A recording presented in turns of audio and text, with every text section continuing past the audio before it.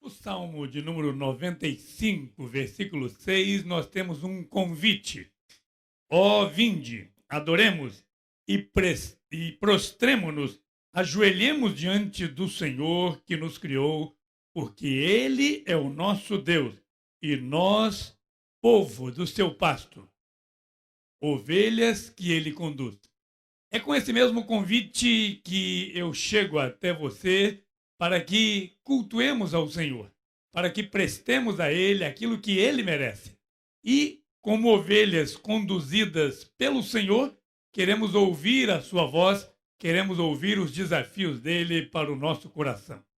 Por favor, não apenas assista ao culto, mas cultue a Deus conosco, ore conosco, cante louvores ao Senhor, leia a palavra de Deus e esteja crescendo diante daquele que quer nos conduzir nesse tempo. Que Deus mesmo o abençoe. Amém.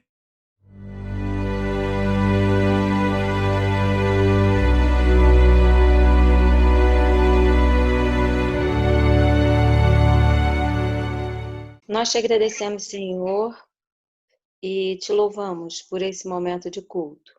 Que o Senhor receba os louvores, receba a nossa adoração, abençoe a mensagem que vamos ouvir, que o Senhor fale através do teu servo aos nossos corações. Abençoe, Senhor, a tua igreja, abençoe a nossa nação e ajuda-nos, Senhor, a seguirmos firmes e constantes, guardados e confiantes na tua palavra, Senhor. Muito obrigada por tudo. Em nome de Jesus. Amém. Amém.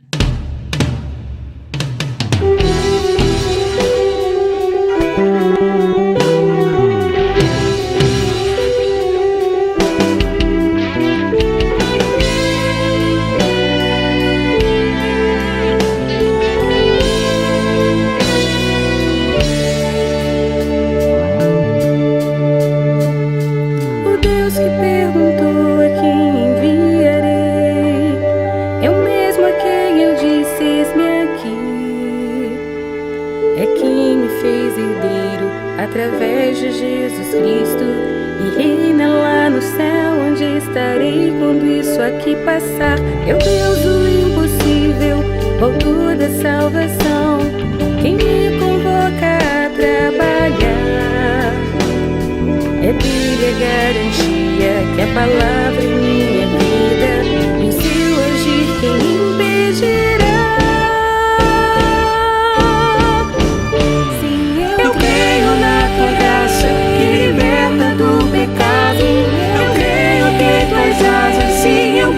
Descansar. Eu creio em teu poder que transforma e capacita. Meu Deus pode agir em mim. Eu creio na tua graça que liberta do pecado.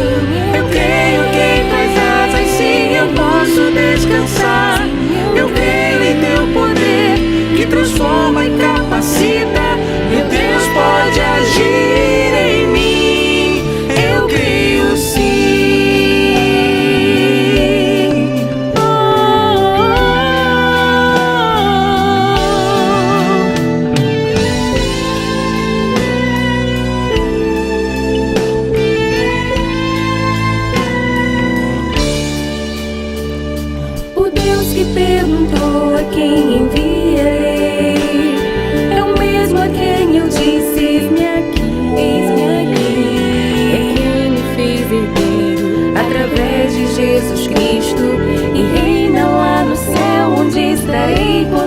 aqui passar. É o Deus do impossível, o autor da salvação, quem me convoca a trabalhar.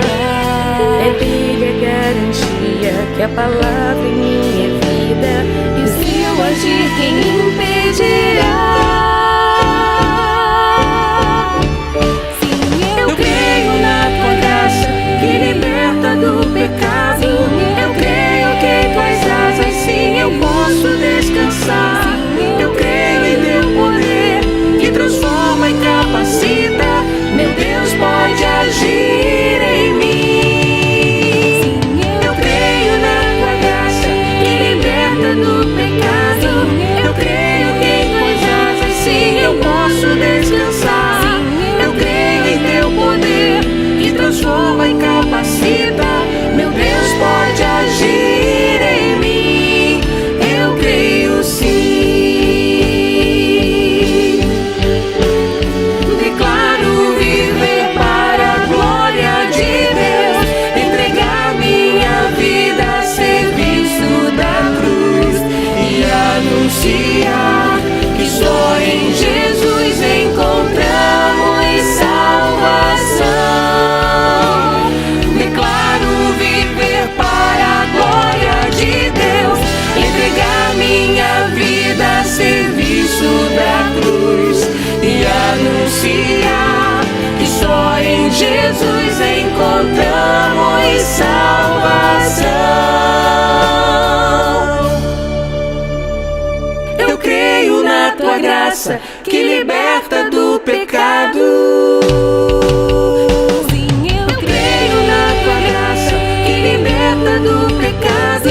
Eu creio que em tuas asas sim eu posso descansar. Eu creio em teu poder que transforma e capacita. Meu Deus pode agir em mim. Eu creio sim.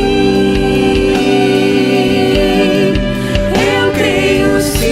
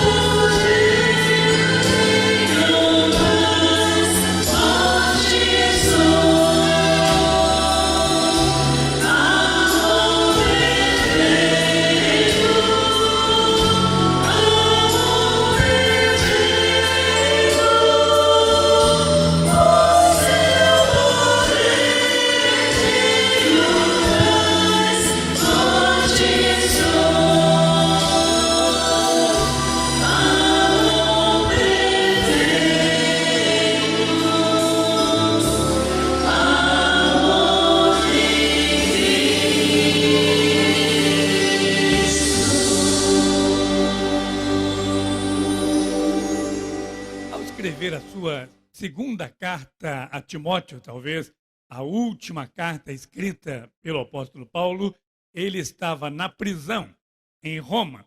E no capítulo 4, ele faz a conclusão da carta e ele usa a seguinte expressão: antes que chegue o inverno.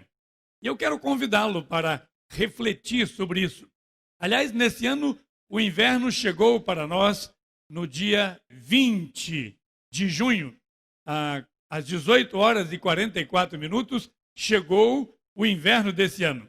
O inverno é uma estação do ano que tem as suas belezas, mas também tem os seus desafios.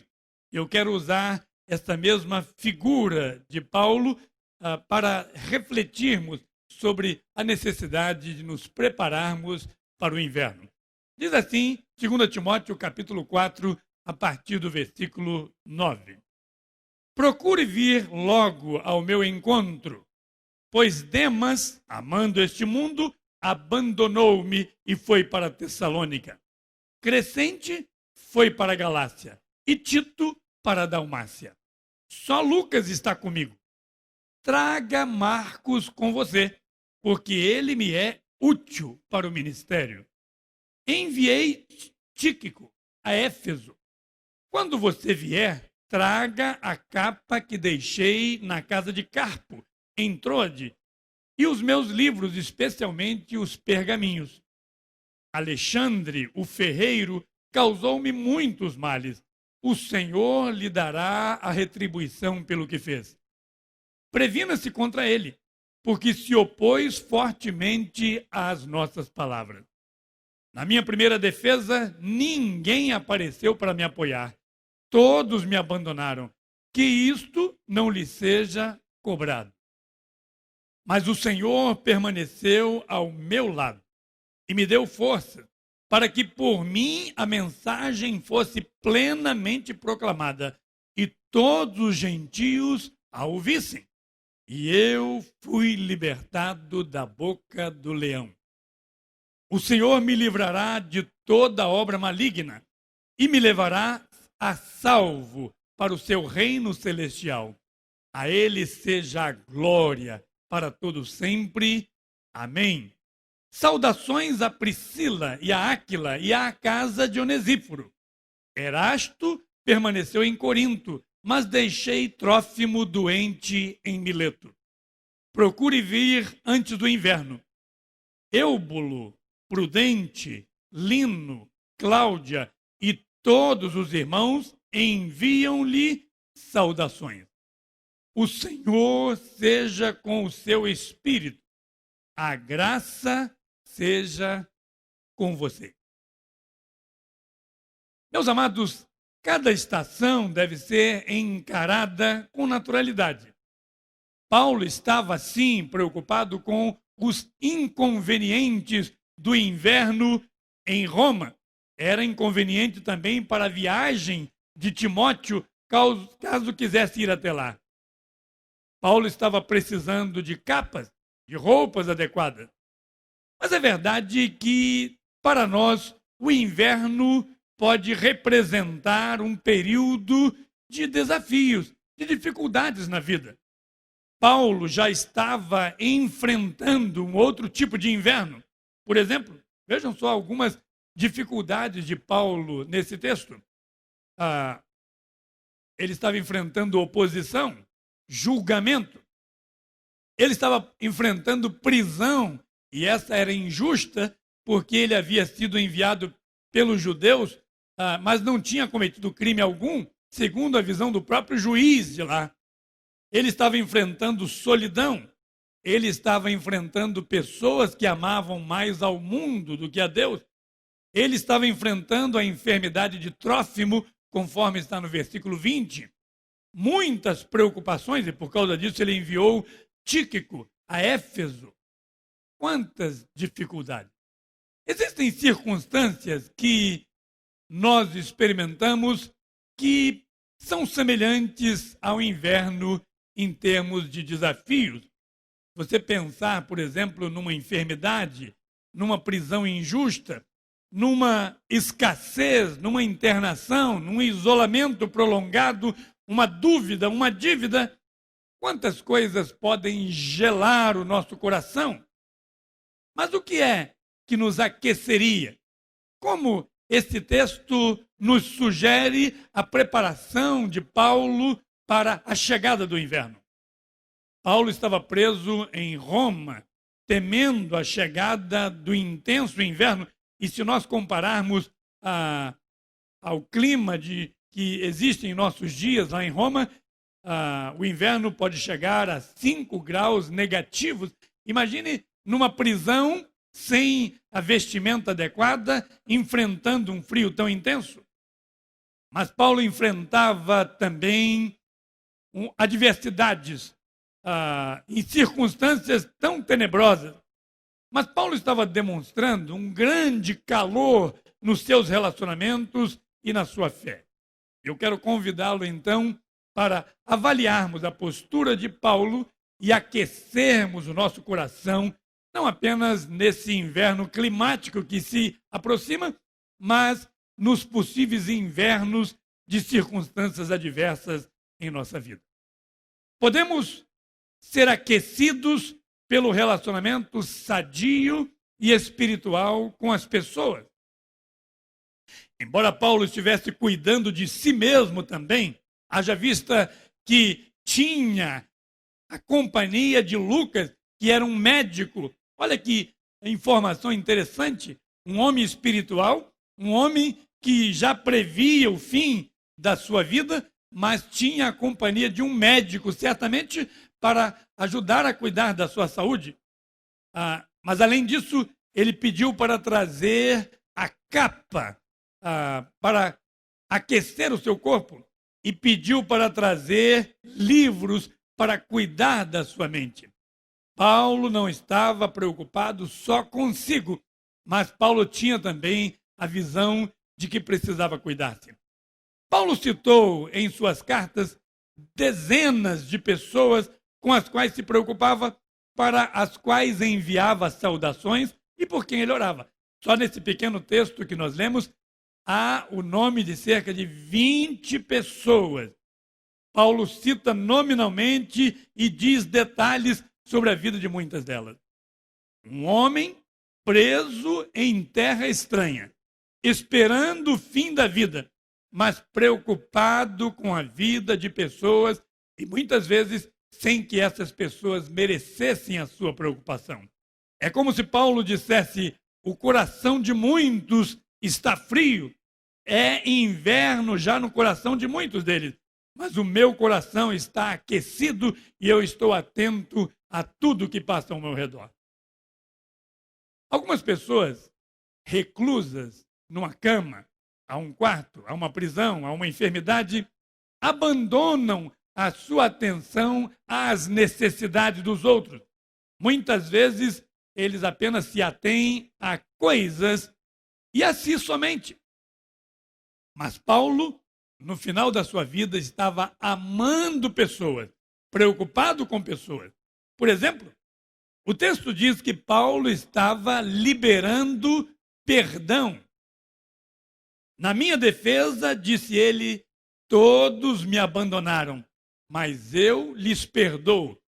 No momento em que eu mais precisava, eles não estavam aqui, mas que isto não lhes seja cobrado.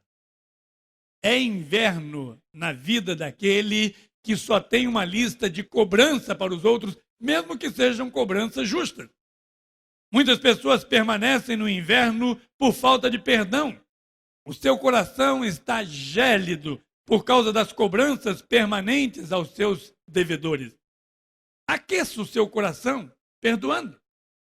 Se alguém causou-lhe muitos males, como foi o caso de Alexandre, como descrito no versículo 14, Alexandre, o ferreiro, deixe que o Senhor lhe dê a retribuição. Aliás, Paulo escrevendo aos Romanos, no capítulo 12, versículo 19, ele citou um texto que estava lá em Deuteronômio, capítulo 32, versículo 35, diz lá, do Senhor é a vingança.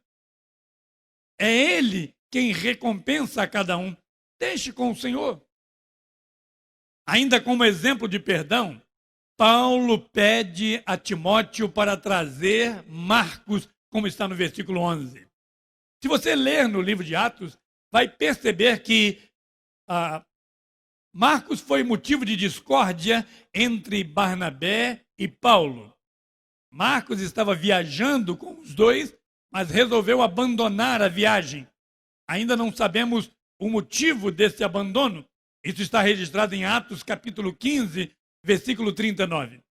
Numa segunda viagem, Barnabé quis levar a Marcos, mas Paulo disse: esse não vai com a gente, porque ele abandonou a viagem. Eu não quero ir com ele. E diz o texto que houve uma discussão tão grande entre eles que Barnabé e Paulo se separaram por causa de Marcos. E Barnabé viajou com Marcos e Paulo viajou com Silas.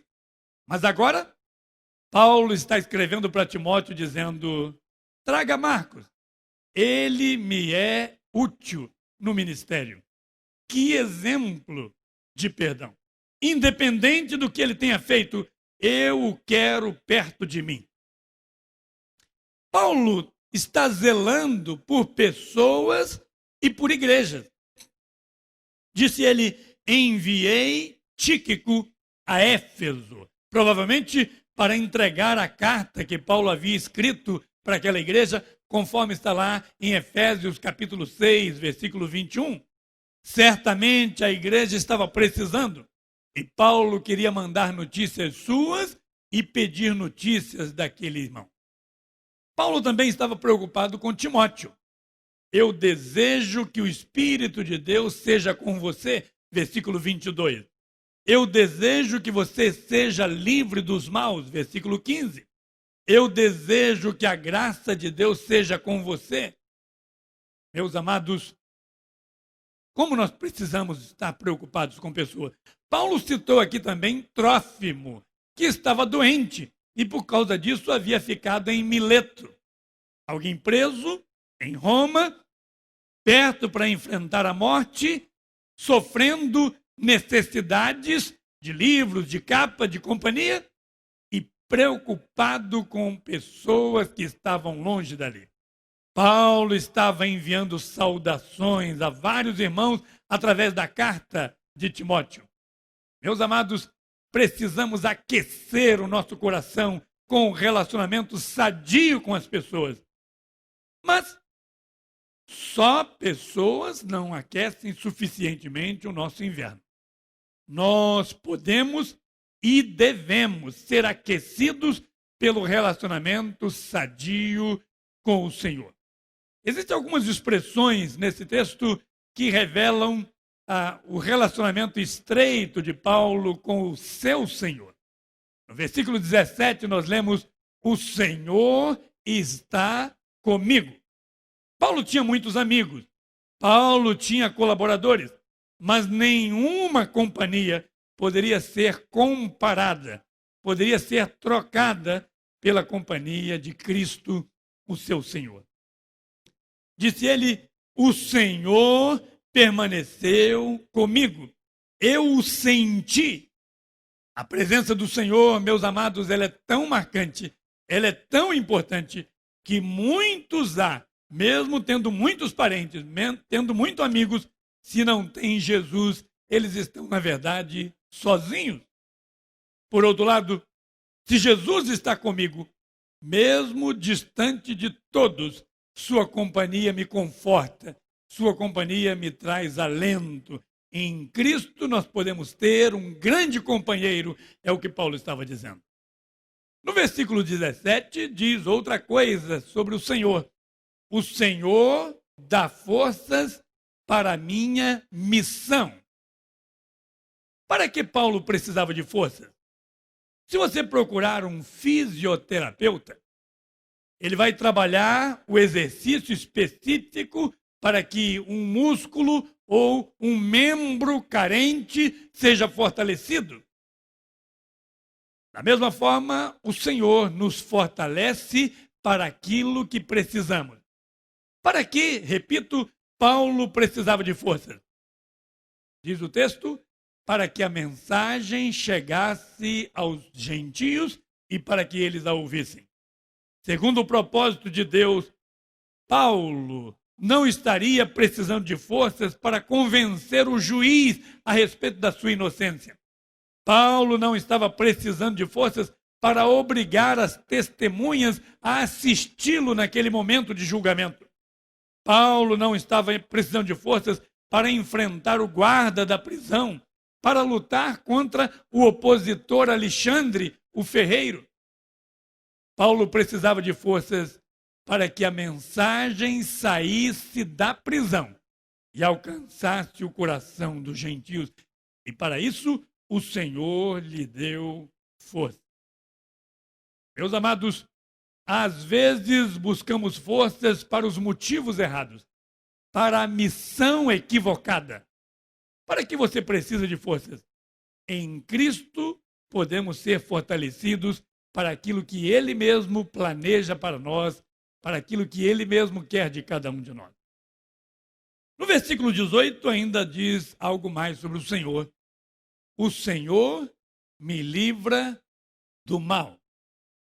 Mesmo tendo recebido forças, ainda precisamos do milagre, do livramento. Existem forças ocultas, fortes, desafiadoras, contra as quais somente o Senhor pode lutar. Paulo escreveu aos Efésios dizendo que não lutamos contra pessoas, contra a carne e o sangue, nós lutamos contra o príncipe do mundo destas trevas. Efésios capítulo 6, versículo 12. E por isso precisamos da armadura do próprio Deus. Precisamos nos vestir daquilo que Deus preparou como armas para essa luta.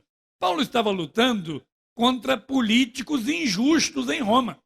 Paulo estava correndo riscos físicos, pois além da sua prisão injusta, ainda os cristãos estavam sendo perseguidos e seriam mortos em massa, e Paulo certamente estava pressentindo isso, presenciando isso. Paulo sofria a perseguição dos judeus, dos religiosos, daqueles que deveriam defendê-lo. Mas mesmo caminhando para a morte, diz o versículo 17, o Senhor me livrou da boca do leão.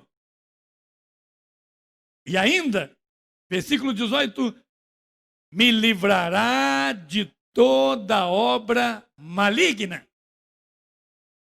A Bíblia diz que o diabo é como um leão que ruge ao nosso redor, buscando a quem ele possa tragar.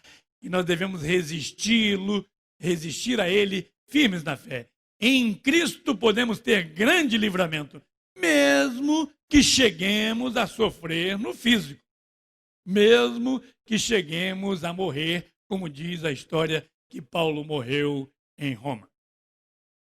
Versículo 18, há mais uma referência de Paulo nesse relacionamento estreito, caloroso com o seu Senhor. Ele disse, o Senhor me levará para o seu reino. Meus amados, aqui nesse mundo sempre é frio, mas esse lugar vai pegar fogo, porque a Bíblia diz que esse reino não é nosso e nós não ficaremos para aqui e que tudo isso será destruído pelo fogo um dia. Eu vou para um lugar onde o brilho do sol é pequeno diante do brilho do meu Deus. E lá há alívio, lá há alegria, lá há esperança, disse Paulo, lá é o reino celestial. A nossa esperança não se resume a esta vida. Paulo desejava que Roma fosse diferente, é verdade. Ao escrever a primeira carta a Timóteo, já havia recomendado que se fizesse orações pelas autoridades. Ao escrever a carta aos Romanos, Paulo havia recomendado que se submetessem às autoridades. Paulo mesmo trabalhava para que as pessoas do palácio romano fossem salvas. Ao escrever uma das cartas da prisão, a carta que ele escreveu aos Filipenses, por exemplo, Paulo enviou saudação dos santos da casa de César, o imperador. Sinal que lá dentro do palácio, muitas pessoas já haviam se convertido porque Paulo estava em Roma pregando a palavra do Senhor. Um homem preso pregava livremente, de modo que até na casa do político de Roma havia conversão. Nós também queremos uma mudança em nosso país. Esperamos que haja conversão, esperamos que haja mudança, mas nós sabemos que o nosso lugar não é aqui. Nós estamos aqui de passagem. O nosso lugar é o reino celestial de nosso Deus. E é para lá que nós vamos. Em Cristo eu sei que não ficarei aqui, mas que irei para o céu. Nós temos sonhos para o nosso país. Temos expectativas em relação à situação da sociedade. Oramos pela melhoria da economia. Oramos pelo fim da pandemia. Oramos pela melhoria na educação e a volta à normalidade no comércio e na relação entre as pessoas. Mas, meus amados, o Senhor nos levará para o seu reino, onde é muito melhor. E é por isso que nós queremos também desafiar a todos os nossos ouvintes, a todos os nossos compatriotas, a não nos acomodarmos à realidade daqui, porque nós estamos olhando para o reino celestial. Eu quero concluir. É inevitável que passemos por alguns invernos em nossa vida. É inevitável que experimentemos alguns desafios. E quantos desafios as pessoas carregam ao longo da sua vida? Quantos invernos tenebrosos até. Mas é possível que trabalhemos para aquecê-lo. Eu quero convidá-lo. Cuide do seu corpo. Providencie capas suficientes. Cuide da sua mente. Procure livros. Procure pergaminhos. Cuide dos seus relacionamentos, perdoando, amando, cuidando, enviando, prevenindo-se. E cuide do seu relacionamento mais importante com o Senhor, o nosso companheiro, com o Senhor que nos dá forças para cumprirmos a missão, com o Senhor que nos livra de todo o mal, com o Senhor que, por fim, nos levará para o seu reino celestial. Eu não sei se você hospeda no seu coração uma fé semelhante à de Paulo. Aliás, o Evangelho significa isso: arrependimento e fé. Desejo de sair do nosso mundo, da nossa vida pecaminosa, da nossa realidade e o adentrar no reino celestial. No reino do nosso Deus, no ambiente de confiança nele, fugindo da realidade deste mundo. Evangelho significa justamente buscarmos a orientação da palavra de Deus para a nossa vida de estreito relacionamento com o Senhor. Creia dessa forma, entregando a sua vida ao Senhor Jesus. Eu o convido a orar da seguinte maneira: ó Deus do céu, desejamos uma melhoria nesse mundo, Senhor. Estamos presos a esse corpo de pecado, a esse inverno das circunstâncias. Estamos presos a essas adversidades que o mundo nos oferece. Mas os nossos olhos estão postos no Senhor e por isso ajuda-nos a amarmos as pessoas, independente de quem elas sejam. Ajuda-nos a liberarmos o perdão e a oferecermos essa graça às pessoas que nos ofendem. E ajuda-nos a buscarmos ao Senhor com fé, certos de que o Senhor é o nosso companheiro aqui e na eternidade. Certos de que o Senhor nos livra do mal, certos de que o Senhor nos dá forças para cumprirmos a missão e certos de que um dia o Senhor voltará e nos levará para si mesmo, para que estejamos para sempre com o Senhor. Aumenta-nos a fé. Aumenta-nos a compreensão da palavra. É o que nós pedimos em nome de Jesus. Amém. Que Deus nos abençoe. Que Deus nos fortaleça. Amém e amém.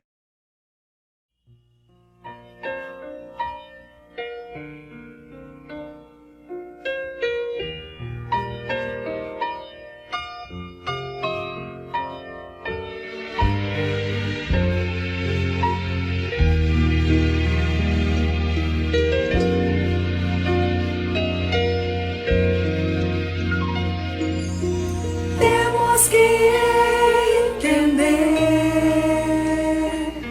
que tudo concorre para o bem daqueles que amam ao Senhor e confiam sem temor.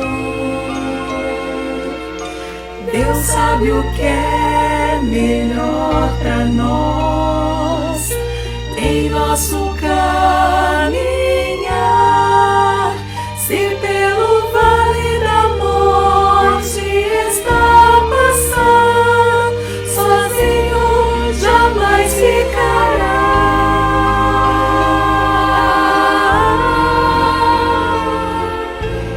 Deus é perfeito, incomparável. Deus é tão bom pra ser cruel. Se você não pode ver o amor desse Deus, mesmo assim Ele ama você.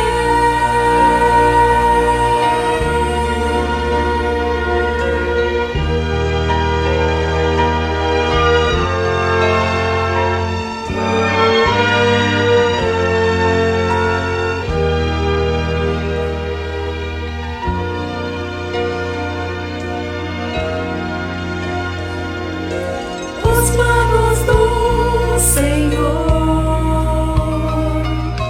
vão muito além dos altos céus. Se a sua esperança já se foi, busque a Deus em seu viver.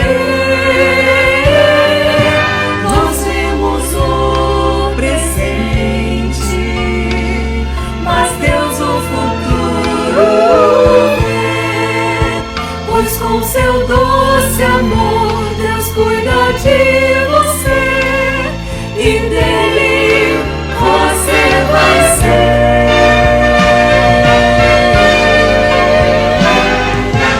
Deus é perfeito, incomparável. Deus é tão bom pra ser cruel.